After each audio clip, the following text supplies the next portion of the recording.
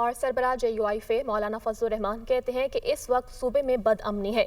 KP اور بلوچستان میں حکومت کی رٹ ختم ہو چکی ہے۔ علماء کرام اور سیاسی کارکنان کو نشانہ بنانا تشویشناک بات ہے۔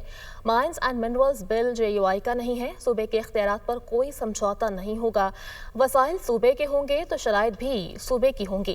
مولانا فضل الرحمان نے 11 مئی کو پشاور میں ملین مارچ کا اعلان بھی کر دیا۔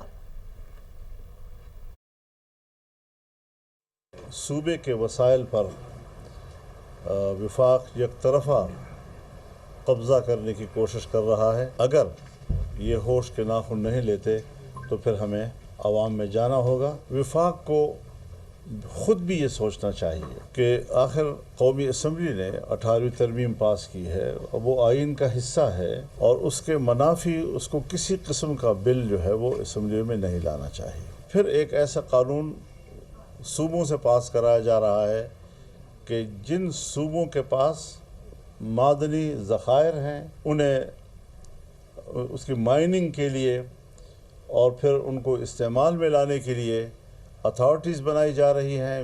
ہمارے مفادات محفوظ ہونے چاہیے، ہمارے وسائل ہمارے قبضے میں ہونے چاہیے۔ یہ جو قانون سازیاں ہو رہی ہیں یہ قانون سازی جمعیت علماء اسلام کے لیے اور تمام سیاسی جماعتوں کے لیے قابل قبول نہیں ہے۔ تو مہاجرین کی واپسی کا میکینزم طے کریں، طریقہ کار طے کریں، اس کا شیڈول طے کریں۔ ہمیں مذاکرات کا راستہ اختیار کرنا چاہیے۔ علماء کرام کو، سیاسی کارکنوں کو نشانہ بنایا جا رہا ہے۔